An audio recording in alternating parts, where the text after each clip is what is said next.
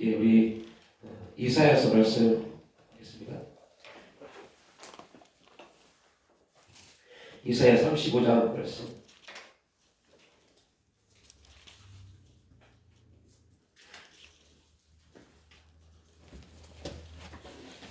예, 이사야 35장 5절로 6절 말씀. 이사야 35장 5절로 6절 말씀. 우리 함께 5절 6절 말씀 함께 하도록 하겠습니다. 그때 유대인의 눈이 밝을 것이며 못 듣는 사람의 귀가 열릴 것이며 그때 저런 자는 사슴같이 뛸 것이며 말 못하는 자 이런 노래하리니 이는 광야에서 물이 솟겠고 사막에서 시내가 흐를 것입니다. 아멘. 예수님의 사역에 대해서 이사야가 예언을 하고 있는 장면입니다. 그리고 이사야 61장에 이제 그 주님이 이 일을 어떻게 나타내실지 이사야 61장 1절 말씀 함께 확도하겠습니다. 주 여호와 영이 내게 내리셨으니 이는 여호와께서 내게 기름을 부으사 가난한 자에게 아름다운 소식을 전하게 하려 하심이라. 나를 보내사 마음이 상한 자를 고치며 포로된 자에게 자유를 갇힌 자에게 노임을 선포하며. 아멘. 네.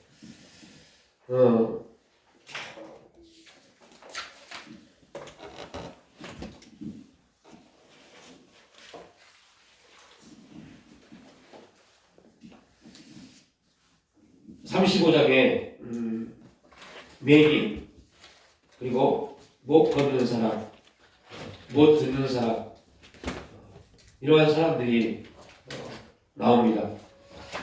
보통 이제 그 맹인의 가장 큰 기도의 내용이 뭘까요? 보는 겁니다. 보는 것. 그리고 오늘 또 걷지 못한 자. 걷지 못한 자는 걷는 것이 그 사람의 최고의 어떤 목표, 기도의 목표겠죠. 기도겠죠. 그럼 듣지 못한 자는 듣는 것.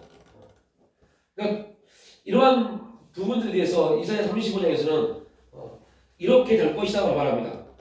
5절이가 그때 맹인의 눈이 밝을 것이며 못 듣는 사람이 귀가 열릴 것이며 저는 자는 걷지 못한 자는 사슴같이 뛸 것이며 말하지 못한 자는 혀는 노래하리니. 그러니까 이러한 일들이 일어난다고 합니다. 이게 35장이죠. 그리고 61장에 또 뭐라고요? 가난한 자에게 아름다운 소식이 가난한 자에게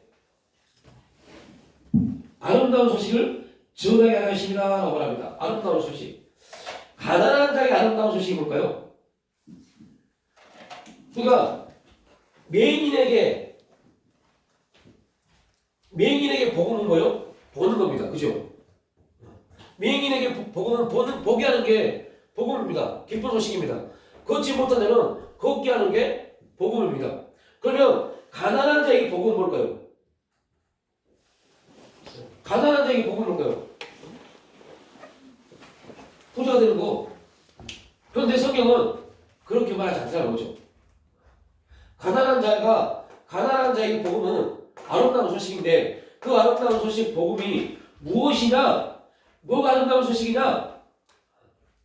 그래서 성경은 이 가난한 자에 대해서 말을 어떻게 표현하냐면 가난한 자에게 복음을 주셔서 라고 말합니다. 그러니까 가난을 해결하는 목적이 뭐예요? 가난을 해결할 수 있는 답이 뭐예요? 복음입니다. 그러니까 오늘 우리에게 있어서 되게 중요한 메시지가 우리는 가난을 해결하기 위해서 우리가 하는 행동은 열심히 일을 해서 돈을 모은 것, 이래서 가난을 해결받기를 원합니다. 그냥 이 내용이 열심히 일을 해서 돈을 버는 것, 이게 절대 틀린 게 아닙니다. 맞는 겁니다. 근데 이거는 뭐예요? 윤리입니다. 윤리. 삶의 윤리에서의 삶의 원리입니다. 근데 성경은 가난한 자에게 돈을 많이 벌 수 있는 지혜를 주는 게 아니라 가난한 자에게 복음을 주신다고 말합니다. 그런데 여러분들 이 35장 61장을 두고 고린도후서를 보십시오. 6장 10절 말씀. 고린도후서 6장 10절 말씀.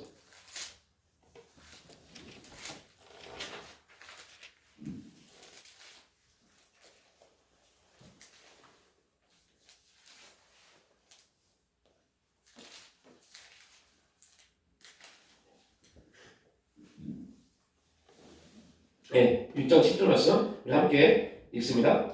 근심하는 자 같으나 항상 기뻐하고 가난한 자 같으나 많은 사람을 부유하게 하고 아무것도 없는 자 같으나 모든 것을 가진 자로다. 누가요?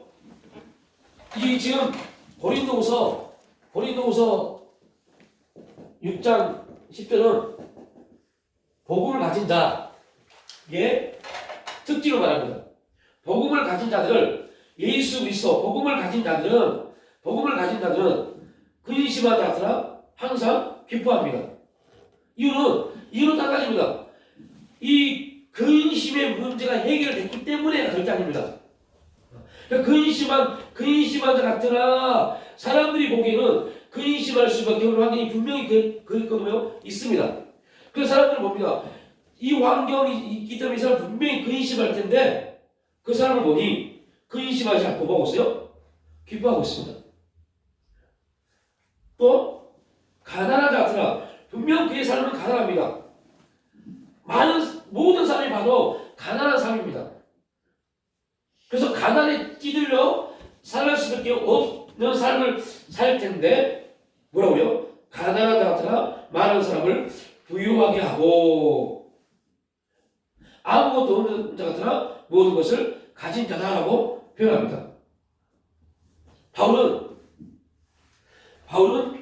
자신의 모든 것, 바울을 세웠던 바울이 다메섹에서 예수를 만나기 전에 가졌던 바리새인 중에 바리새인, 율법학자, 어떤 히브리인 중에 히브리라는 배경, 이 모든 것들, 이 부분은요 엄청난 지식입니다. 엄청난 지식의 보고입니다. 그런데 예수 그리스도를 알아가는 지식이 가장 고상하다고 합니다. 그 가장 고상한 지식으로 바라보니 이 고백이 나오는 겁니다. 복음이 세워지면 분명 우리 삶은 뭐예요? 근심할 수밖에 없는 환경입니다. 근데 복음은 근심할 수밖에 없는 사람을 어떻게 만든다고요? 기쁘게 만듭니다.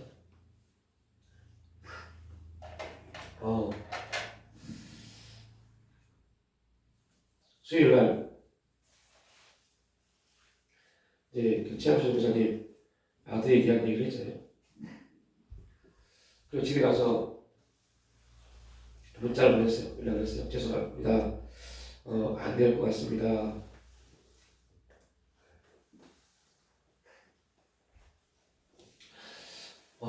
그날 저녁에 수요일 저녁에 들어가 한 12시 왔어요. 목요일까지 계속 전화가 왔어요. 그래서 죄송합니다. 전화를 해도 어떻게 할 수 있는 게 없습니다. 라고 말씀을 드렸어요. 네, 이렇게 말씀하세요. 목사님, 오해하지 마세요. 제가 감사한 것은 제 얘기를 듣고 목사님이 그 얘기를 어떻게든 도움을 줄 수 있는 생각을 가졌다는 것에 대해서 너무 감사합니다. 너무 감사합니다, 목사님. 교전을 우리 하고 끊었어요. 그리고 기도하고 있는데 우리 그 분을 위해서 기도를 하고 있는데 갑자기 주님이 고린도후서 6장 10절 말씀을 주시면서 저한테 개인적으로는 이렇게 말씀하세요. 불쌍한 자야, 근심하는 자야. 그 말씀을 계속 써요.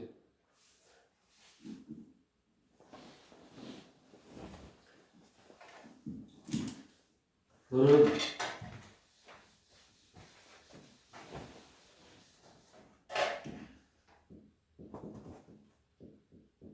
하나님을 경외하는 게 다른 말로 신약에서 뭐라고 했어요?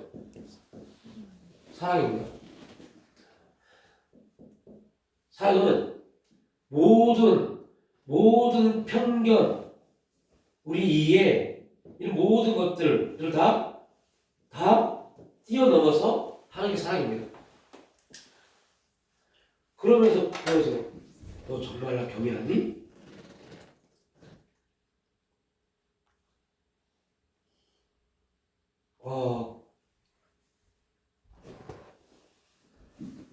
되게 하나님 왜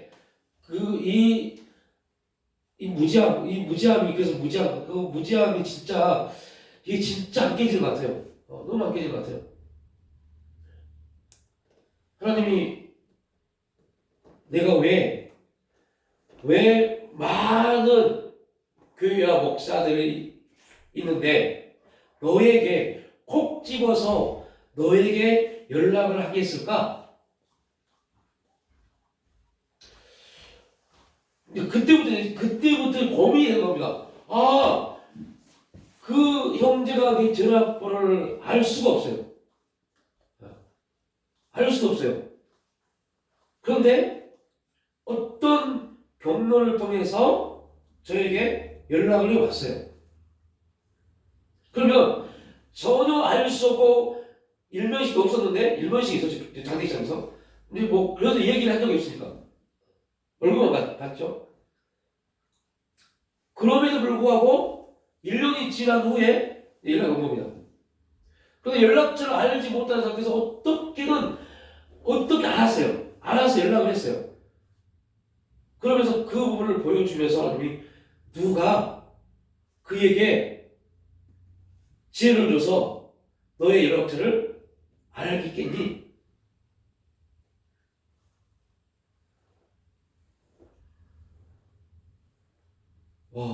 그때부터 멘붕입니다. 누가 했을까? 당연히 답변은 주님이요.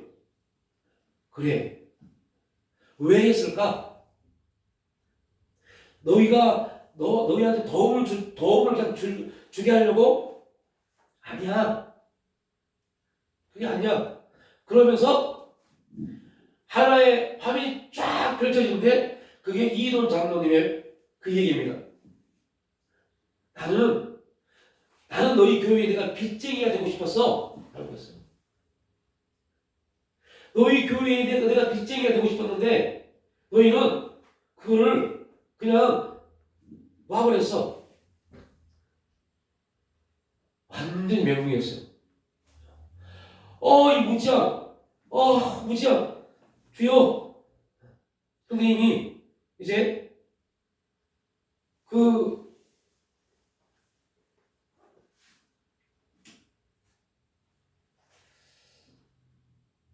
참 그렇구나. 그래서 주님 어떻게 할까요? 됐다. 내가 이미 다른 교회에 빚쟁이가 그 교회는 나에게 지금 빚을 청구하고 있다. 이미 끝나버린 겁니다.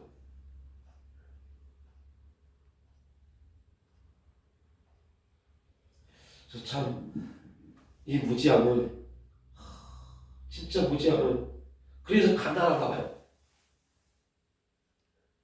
가난을 벗어날 수 있는 길. 그러니까 여러분들 진짜 이걸 또 이번에 또 깨닫는 것 중에 하나가 뭐냐면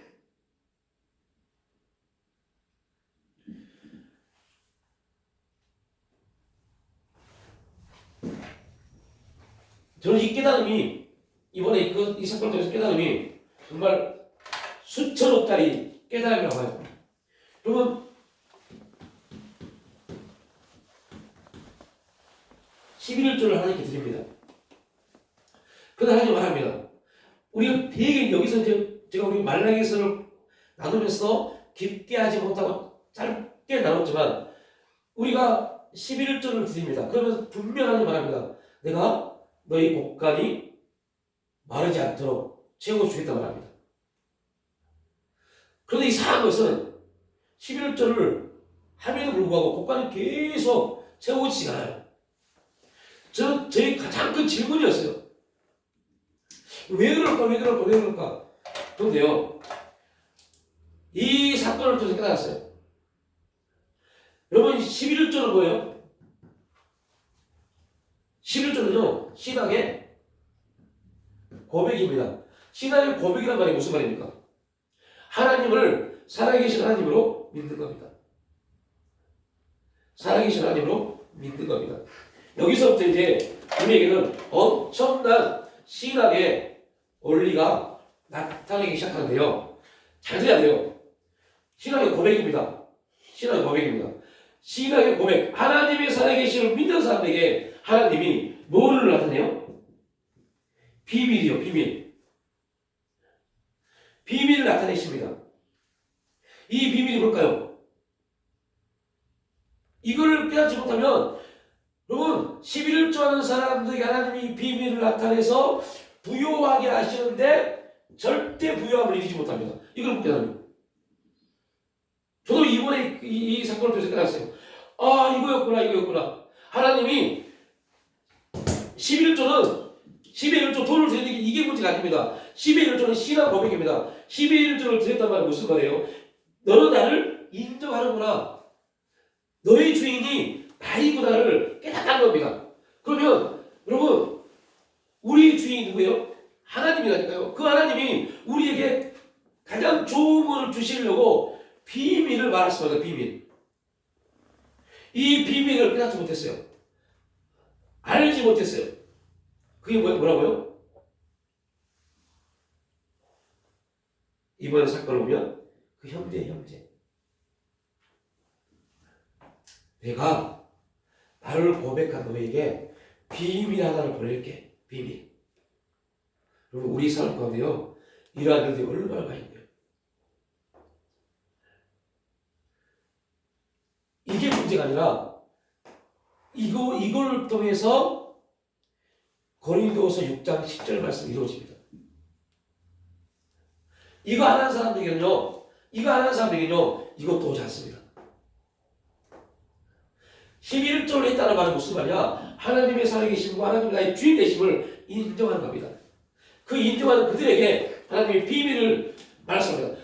너는 내게 부르짖으라. 내가 크고 비밀한 일을 보이겠다. 근데 그거 비밀한 일이 우리는 알지 못하는 거 다 알고 능력이나 환상이나 기적 이런 걸 알았어요. 그게 아니었어요.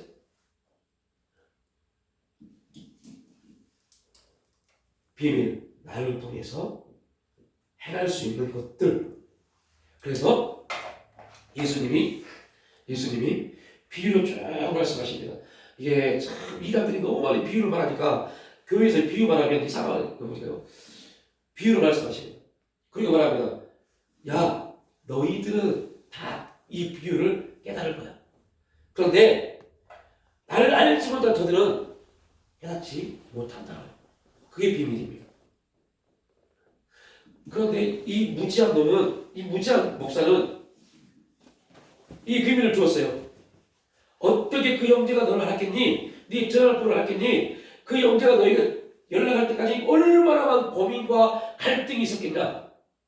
그런데 내가 그 형제의 갈등을 다 무마시켰다. 고민을 무마시키고 너에게 연락을 줬다. 왜? 너희 교회에 이 비밀을 나타내려고. 너에게 이 비밀을 나타내려고. 그런데 너는 내 뜻도 모르고 내가 너에게 무엇을 행할지 관심도 갖지 않았다. 그리고 그걸 단지 이제 이게 제게는 가장 큰 아픔이고 모르겠어. 이 말을 들은 우리에게도 아픔일 수 있어요. 너희는 단지 너희 환경만 보았다.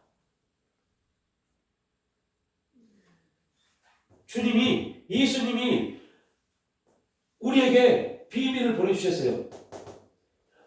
그리고 이 비밀을 통해서 내가 불량을 열어줄게. 그러면 저도 그랬어요. 우리는 여기서 온갖 변명, 이 변명, 나쁜 말, 좋은 말은 뭐예요? 윤리적 내용이에요. 그러면 안 돼. 맞아. 저도 이것 때문에 되게 고민했던 부분이거든요. 이게 절대 틀린 게 아닙니다. 인간적 삶을 위해서 만든 말입니다. 그런데 하나님을 경외하고 하나님을 믿는 우리들에게는 윤리가 아닙니다. 그죠? 진리가 되는데. 그냥 윤리적으로 보고 윤리적으로. 저 사람이 지금 그 모면하려고 잠깐 그 모면하려고 저거라. 그래서 하나님이 야 불쌍한 자야.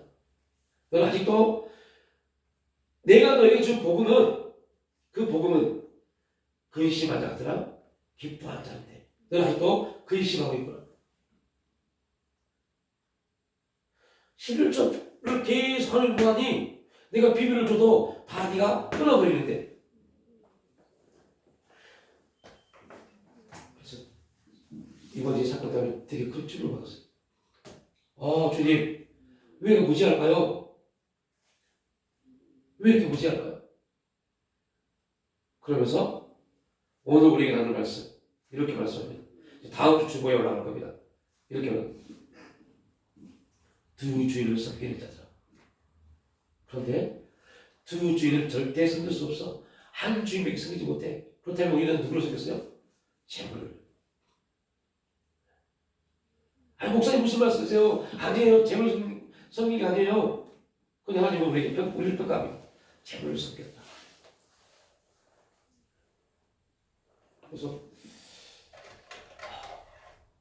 이 사건을 통해서 우리가 얼마나 많이 무지하고 왜 이런 일들이 하나님 우리가 갖다는 이 비밀을 그렇게 열심히 기도하고 하나님 역사해 주세요. 하나님 나타내 주세요. 그 비밀을 위해서 기도해도 비밀을 우리가 나타내면 그게 비밀이 아니라고 생각합니다. 왜요? 나라는 존재가 생각하는 비밀, 영적인 비밀, 나만의 어떠한 부분이 있어요. 그러니까 세례요한이 야야, 좀 가서 봐라, 가서 물어봐라. 정말 당신이 그리스도인가? 아니면 내가 또 누군가를 기다려야 되는지. 감옥에 갇히고 나서 세례요한이 답답함을 느낀 겁니다. 갈등이 온 겁니다. 저 양반이 지금 내가 이 사역을 다 하고 나서 내 삶이 끝나고 이 사람이 지금 메시아면 지금 엄청난 일들이 이스라엘 땅에 이루어져야 되는데 그의 귀에 들려진 메시아라는 사람은 어떻게 했어요? 세리들하고 창리들하고. 그러니까 세례 요한에게 있어서 그 예수님의 행동은 메시아가 아니었습니다. 무지함이죠. 오해였죠. 세례 요한이 누구를 기다리고 있었어요? 메시아를요. 메시아를 기다리고 있었어요. 우리가 하나님의 그 비밀을 기다리고 있습니다. 비밀은 우리가 생각하는 그 신비한 게 아니었다. 예수님의 메시아는 또 신비한 그런 일들이 아니었어요. 그러니까 세례 요한은 답답한 겁니다. 갈등이 납니다. 내가 메시아를 길을 예비하는 자라면 나의 사역과 비슷하게 예수님은, 아니 나는 그의 심리를 매도 어떻게 될 수 없는 그러한 존재이기 때문에 내 사역과 비교할 수 없을 만큼의 엄청난 역사가 이스라엘 땅에 일어나겠구나. 그런 비밀을 세례 요한은 요구했어요. 근데 메시아이신 예수님은 가장 초라하게 돈 좀 꺼줘.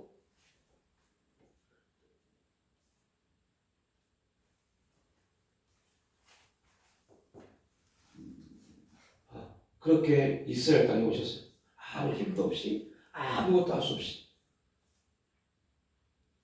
그래서 세례 요한이 미친 겁니다. 이거 도대체, 이거 내가 제대로 길을 예비한 건가? 제대로 사역을 감당했나? 미친 겁니다. 그래서 지도를 보낸 겁니다. 야, 가서 좀 보고 와요. 그가 정말로 메시아인지. 그래서 예수님이 이사야 61장 말씀을 쫙 합니다. 야, 가서 너희 선생 요한에게 말해라. 주의 영이 내게 임하였다. 여호와께서 내게 기름 부으사 가난한 자에게 아름다운 소식을 전했다. 마음이 상한 자가 고침을 받았다. 포로된 자에게 자유를, 갇힌 자에게 노임을 선포하고 있다. 이렇게 딱 말씀을 증거하니까 세례 요한이 그 말씀을 받자마자 아멘, 당신은 메시아입니다. 이 비밀이 딱 주어졌을 때 예수님 당신이 우리 교회 가운데 이제 이 일을 나타내시려고 보내셨군요 라고 고백해야 되는데 참 어떻게 하지? 그래서 또 이 형제 전화받고 이번 주문 목사님 물어봤어요. 목사님 어떠세요? 김 목사 전화 왔어? 나한테 전화 왔는데 그럼 그렇지. 딱 결정해버린 겁니다. 그럼 그렇지. 환경이 그러니까 그래서 그분들하고 얘기하고 집에 와서 아내 얘기했어요. 사무총이. 전화 왔는데 이럴 때 이미 제 마음은 이 환경은 예수님이 아닙니다. 그런데 하고 결정을 해버렸어요. 일단 그래서 내가 교회에 가서 얘기한다고 했기 때문에 교회 예배 시간에 말을 해야겠다. 말한 겁니다. 이미 제 마음은 결정을 해놓은 거예요. 뭐 줄 돈도 없지만. 그런데 하나님의 평가를 그렇게 아니었어요.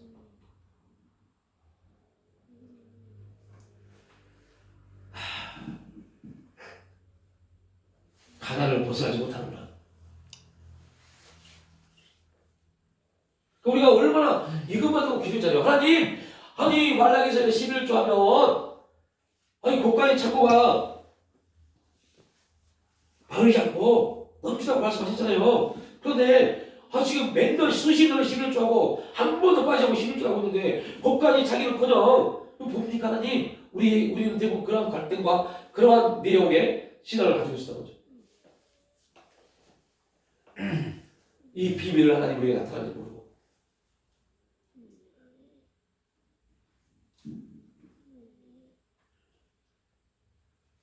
여러분 11절을 한다는 것은 기본적으로 객관적으로 주인을 바꾸는 겁니다. 왜 11절 한다? 라면은 이 물질의 주인은 내가 아니라 당신입니다. 하나님이십니다. 이거를 인정하는 것. 이게 11조입니다. 그러니까 주인이 안 바뀌니까 11조의 정신, 의미는 관심이 없어요. 했으니까 복에만 관심이 왔습니다. 그런데 여기는 우리가 알지 못한 하나의 존재가 딱 들어옵니다. 누가요? 사탄이요. 야, 말라기 말씀 백날 해봐. 백날 11조 해봐. 너의 가정에 네 삶에 뭐가 있는지. 차라리 그 돈 11조 하고 그냥 그 11조에 얼마만 어려운 이웃 돕고 가난한 돕고 저 유니세프나 그런 데 얼마씩 보내고 아버지 저축해. 그럼 홀리씨도 좋을 수 있어. 여러분 지금 교회에 쏘는데요 대부분 이렇게 합니다. 교회 11조 합니다. 대신 뭔지 아세요? 유니세프나 월드비전에 그곳에 얼마 보내고 나머지는 이렇게 합니다.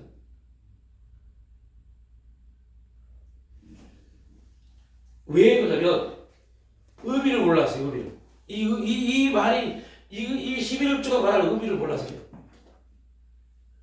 이 의미를 모르면 우리도 마찬가지예요. 교회 목사가 되고 똑같았어요. 그냥 했으니까 이게 뭔지에 대해서 관심이 없어요.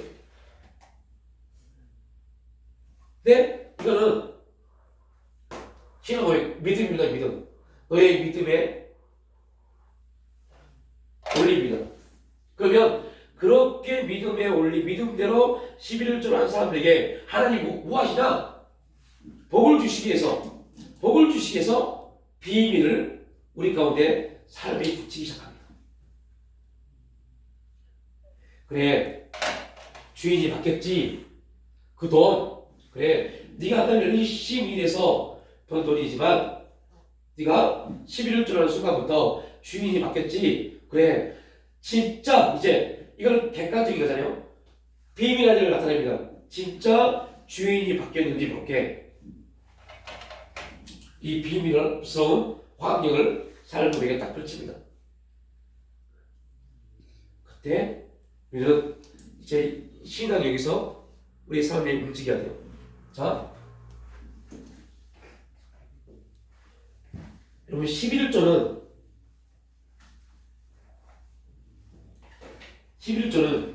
예배입니다. 예배.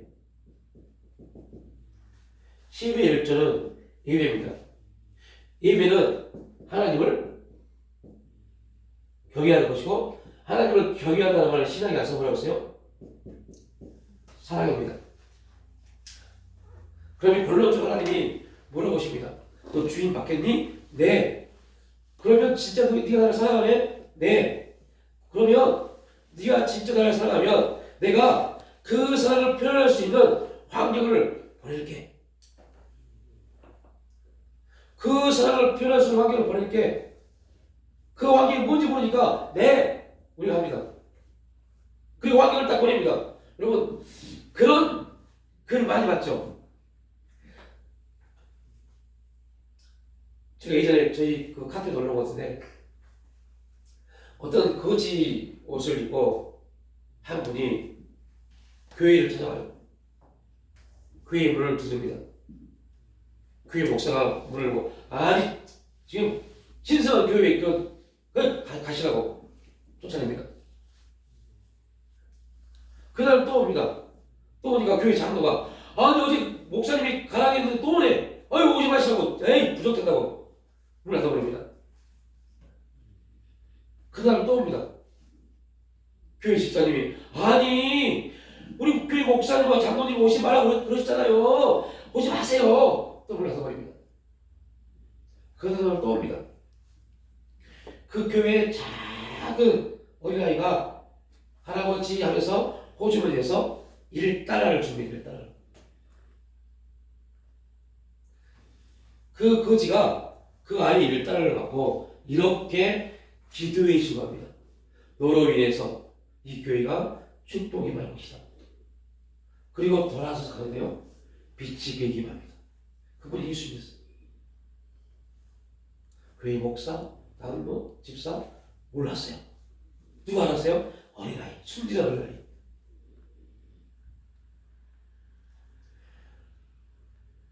근데 기도는 누가 쓰잖아요? 교회 목사가. 하나님에 대해서 막 기도합니다.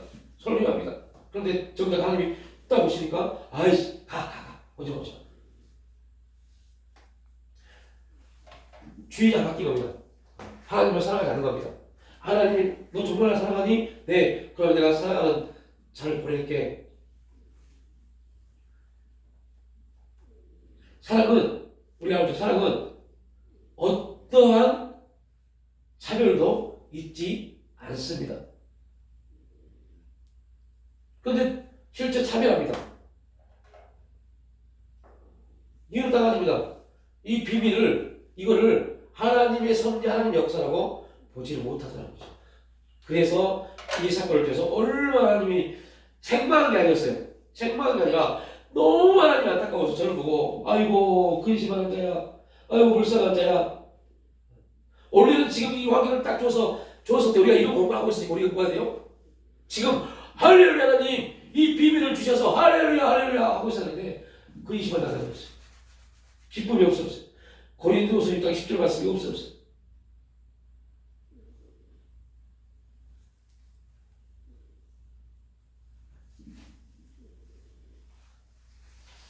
예. 복음이 가난한 자에게 복음을 주었다라고 할때 우리는 가난한 자입니다. 가난한 자에게 돈을 준 게 아닙니다. 가난한 자에게 뭘 준 게 아니라 복음을 줬어요. 그래서 여러분들 봤지만 복음이 들어가니까요. 환경은 전혀 바뀌지 않았지만 기뻐 뛰며 찬양합니다. 날 때부터 안진뱅이가 얼마나 가난하겠어요. 매일매일 주는 몇 푼 안 되는 돈 가지고 먹고 사는 그가 얼마나 가난하겠어요. 베드로 요한이 너가 원하는 돈 없지만 내게 있는 것을 내게 준다. 나사 예수 이름 복음으로 일어나라. 복음이 들어가니까 환경은 가난하지만 어찌 보면 육신적 상황을 보면 차라리 일어나지 않는 게 더 나을 수 있어요. 왜요? 앉아 있으면 그래도 얼마나 돈을 벌 수 있으니까. 날 때부터 안진뱅이가 일어난들 뭘 할 수 있겠어요? 배운 게 없는데. 그런데 우리가 여기서 알 수 있는 거 복음이 들어가면 아무것도 몰라도 상관없습니다. 아무것도 배우지 않아도 상관없습니다. 왜요? 복음은 길을 여니까요. 그래서 우리가 함께 고백했던 이사야 35장에 보니까요. 뭐라고 그래요? 6절에 그때 드러나는 사슴같이 뛸 것이며 말 못하는 자여 노래하리니 이는 광야에서 물이 솟겠고 사막에서 신가 흐를 것입니다. 광야에 물이 없습니다. 근데 복음이 들어가니까 물이 솟는다고. 사막에는 절대 물이 몰릴 수 없는데 시내가 흐를 것이며 뜨거운 사막에 변하여 못이 될 것이며 뭐 때문에? 복음 때문에. 야 너희들 광야에서 물이 솟도록 땅을 파악해야 됩니다. 복음이 들어가니까 물이 쏟아버립니다. 열심히 일해 돈 번다고 천만의 말씀이야. 돈 못 번다니까. 복음이 들어가면 너희가 기뻐하고 즐거워하면 이게 뭐예요? 지혜입니다. 이게 답은 3장 여러분 계속 외치고 계시죠? 3장 15절부터는 지혜는 진주보다 귀하니 네가 사모하는 모든 것으로도 비교할 수 없다고 그래요. 거기서 내가 사모하는 게 뭐냐세요? 네가 열심히 있는 라는 뜻입니다. 네가 열심히 있는 그 어떤 것으로도 지혜와 비교할 수 없다. 지혜의 길은 즐거운 길입니다. 그의 지름은 다 평강입니다. 그의 오른손에는 장수가 있고 그 왼손에는 부귀가 있습니다. 이게 하나님의 약속하신 부분입니다. 그럼에도 불구하고 그리고 잠언에서 뭐라고요? 지혜의 그늘 아래 있는 것이 돈의 그늘 아래 있는 것이다. 그러면 지금 여러분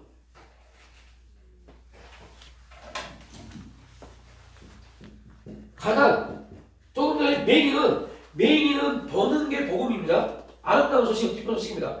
걷지 못한 사람은 걷는 게 기쁜 소식입니다. 그러면 그런 윤리적인 부분을 본다면 가난은 하나님이 기름 부어서 부자가 되는 게 가난을 해결하는 방법입니다. 근데 성경은 그렇게 말씀하지 않습니다. 그죠? 성경은 가난한 자에게 복음을 나옵니다. 그 말은 무슨 말이에요? 가난은 정확히 말하면요, 가난은 저주입니다. 저주. 가난은 저주입니다. 이게 저주란 말이 오해하지 마십시오. 우리나라 사람들이 쓰는 대물림의 저주, 돈이 없는 저주, 이 말이 아닙니다. 가난이 왜 저주예요? 이거는 어디로 넘어가야 돼요? 창세기 3장이요. 창세기 3장의 저주입니다. 창세기 3장이 무슨 장입니까? 네. 원래 아담과 하와는 어떻게 살아요? 아무런 가난이 없이 풍성함으로 사는 게 아담과 하와였어요. 그들이 뭐로 인해서요? 죄로 인해서 뭐 해야 돼요? 수고해야만이, 땀이 흐르도록 수고해야만이 먹을 것이요라고 그랬어요.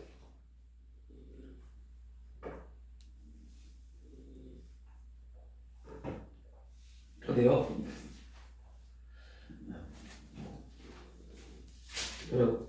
같이 읽어봐야 돼요.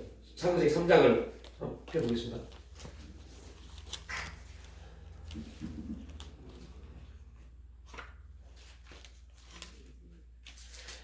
3장 17절 말씀, 17절부터 19절까지 읽어야 되는데 일단 17절 말씀을 볼게요.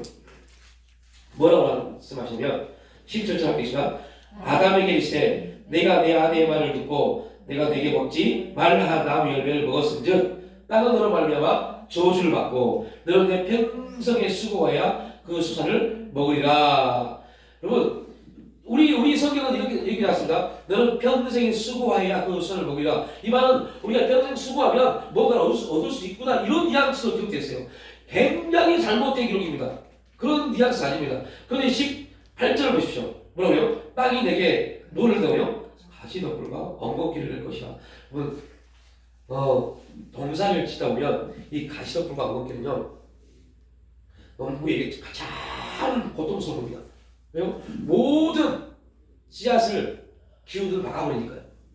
그 말은 무슨 말이냐? 아무리 씨를 뿌려도 소산이 있다 없다? 없어요. 뭐 때문에요? 이 가시덤불과 엉겅퀴 때문에. 그래서 예수님이 비유를 하면서 말씀하시죠. 세 번째 길이 뭐예요? 씨를 뿌려서 싹이 나지만 가시덤불이 그 기후를 다 막아버린단 말이에요.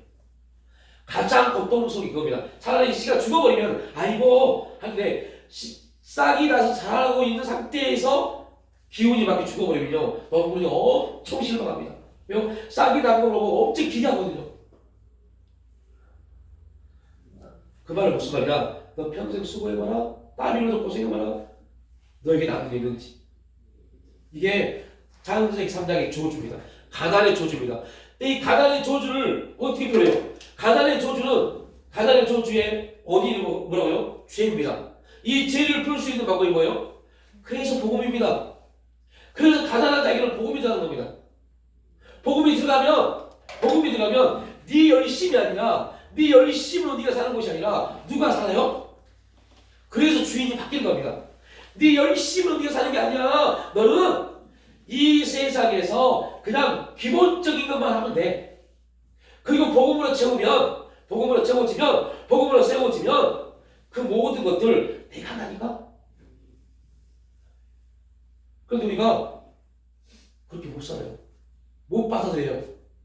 왜 못 받아들이냐? 사단이 언론을 통해서 온갖 이런 매스미디어를 통해서 우리에게 듣게 합니다.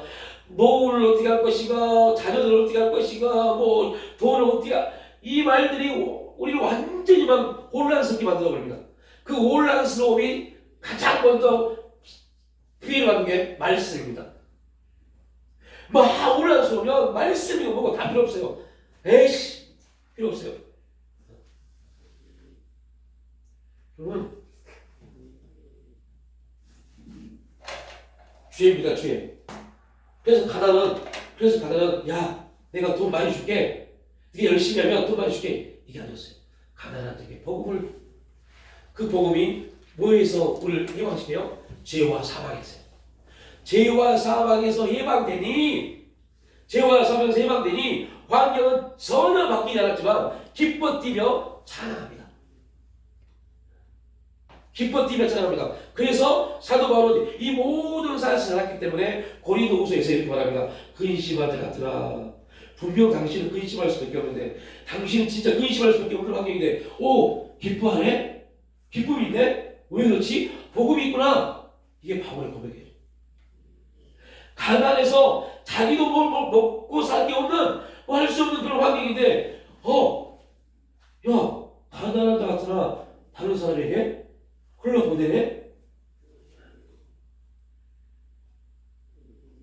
우리에게 직업을 주신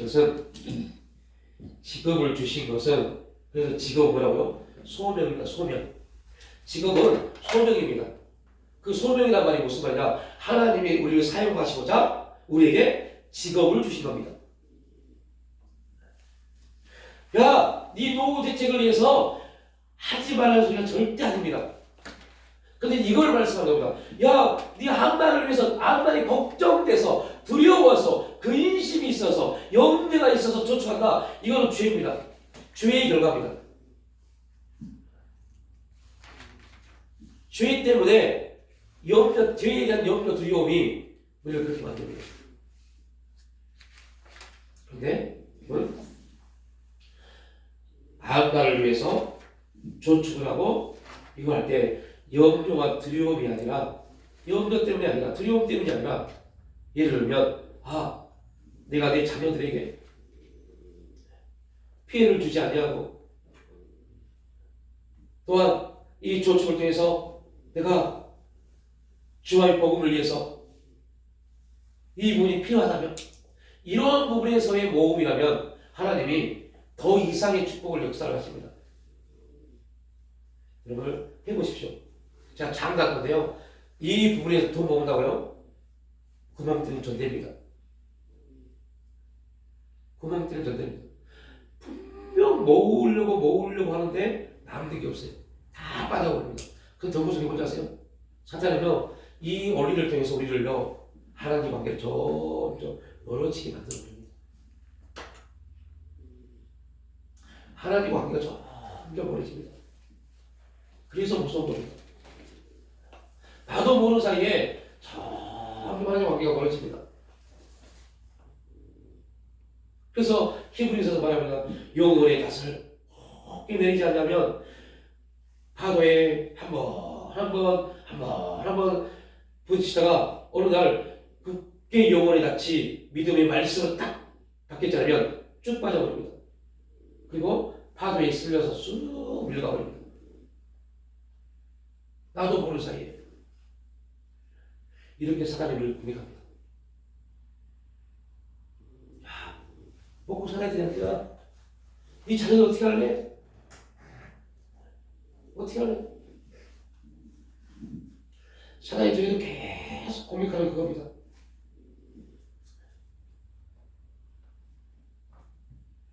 어떻게 할래? 어떻게 살래? 어떻게 할 건데? 뭐 대책 있어? 어떻게 할 건데?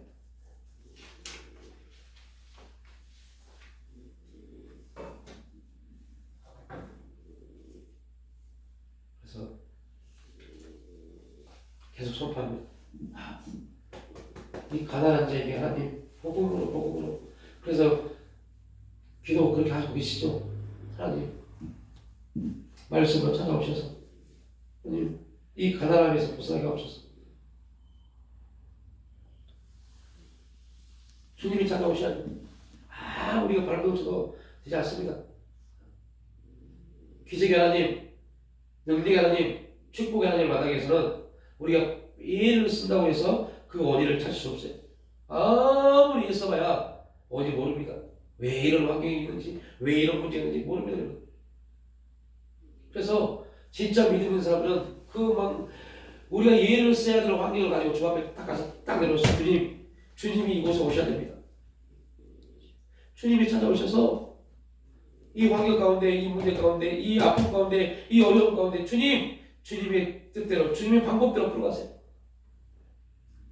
그러니 얼마나 힘들겠어요. 그냥 다 때려쳐버리고 내가 열심히 하면 될 것 같은데.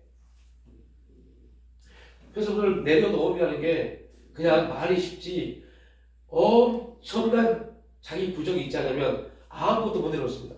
고집이요? 안 됩니다. 육신 자요? 안 됩니다. 얼마나 힘든데요. 인격적 만남을 바랍니다. 하나님 만나면 됩니다.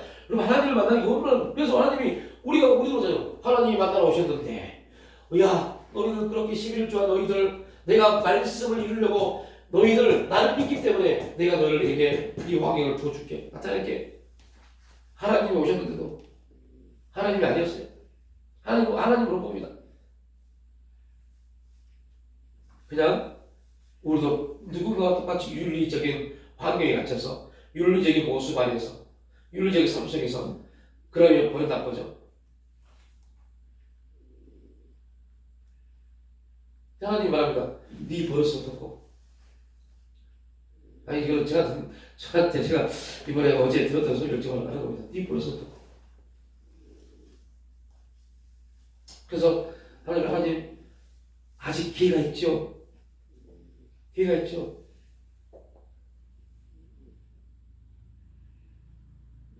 기회가 있습니까? 하나님? 아니다. 이미 다른 교회에서 나를 빛인 자로 만들었다.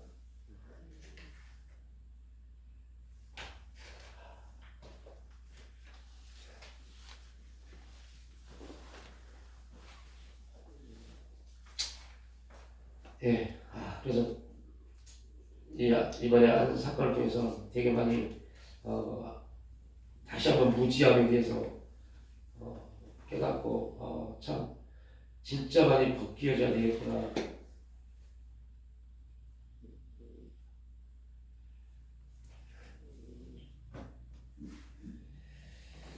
예, 우리가 이러한 그 주인이 바뀌어지는 환경들, 그래서 우리 이제 진짜 이 부분이 훈련되어져야 돼요. 저도 그렇고 우리도 그렇고 훈련되는 게 11조를 드렸다. 여러분 11조 드리고 계시기 바랍니다. 11조를 드린 분들은 꼭 기억하십시오.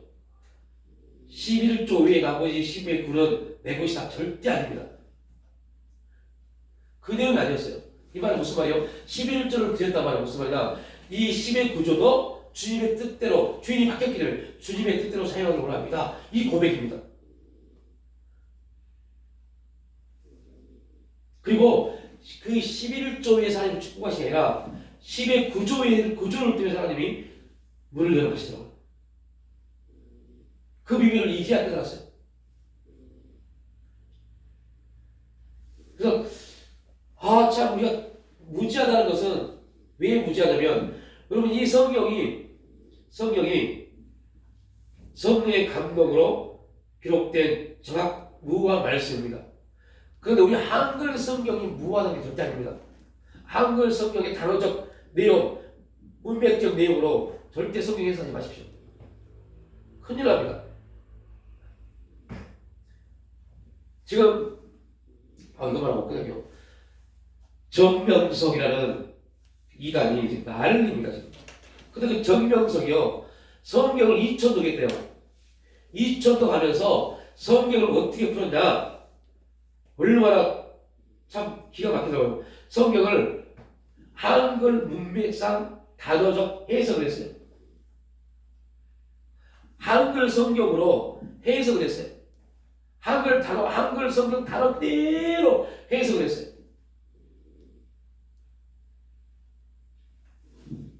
그래서 이단인 겁니다. 신천지 이만희도 똑같고요. 안사람도 똑같습니다.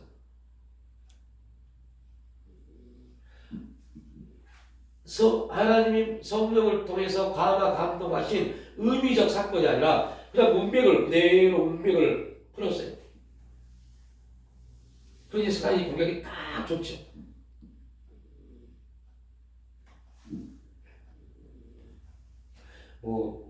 우리도 참 조심해야 보이지만 그래서 성령의 역사를 통해서 우리가 말씀 앞에 순종하고 간다는 게 그만큼 힘들다고. 그러니까 주인 되는 거 이거는 사울 이 일을 주보에 들어갈 이걸 이제 좀 풀어서 쓴 겁니다. 성경에 말하는 우상에 대해서. 그래서 오늘 주인, 섬긴다는 표현, 이 말은 사랑한다는 말입니다. 그래서 말라기서 배웠잖아요. 내가 너희를 사랑한다. 하나님 어디로 사랑했습니까? 어떻게 사랑하셨습니까? 이게 말라기 당시 유대인들의 말입니다. 우리가 어떻게 해야, 그럼 어떻게 하나님께 돌아갈 수 있습니까? 어떻게 하나님께 돌아갈 수 있습니까? 라고 하니까 하나님 뭐라고 그래요? 야, 너희가 나에게 돌아올 수 있는 방법은 딱 아닌데 11조와 헌금이야. 11조와 헌금이라고 말합니다.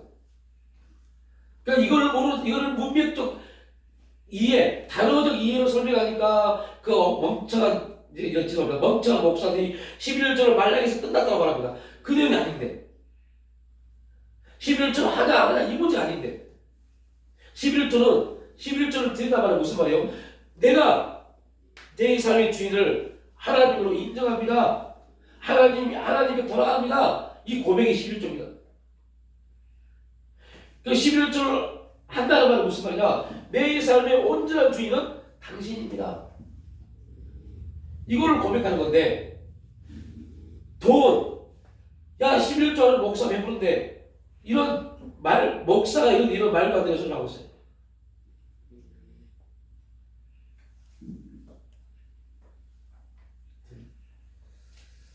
예. 우리가 조금 더 주 앞에 우리의 모습을 다듬고 하나님의 뜻 가운데서 우리의 삶의 주인은 누구인가, 나는 누구를 섬기고 있는가, 나는 어떻게 살아갈 것인가에 대한 그런 기준이 조금 더 명확해야 될 것 같습니다. 그래야만이 하나님 우리 가운데 찾아오셔서 하나님의 당신을 계시하시고 하나님의 길을 내려가실 때 자칫 잘못하면 당신은 하나님 아니야 하고 하나님을 부족해버리는 그러한 삶을 우리가 살아가지 않을까. 그러지 않으려면 계속적으로 주 앞에 우리의 모습을 돌아봐야 될 그러한 삶을 살아야 될 것 같아요.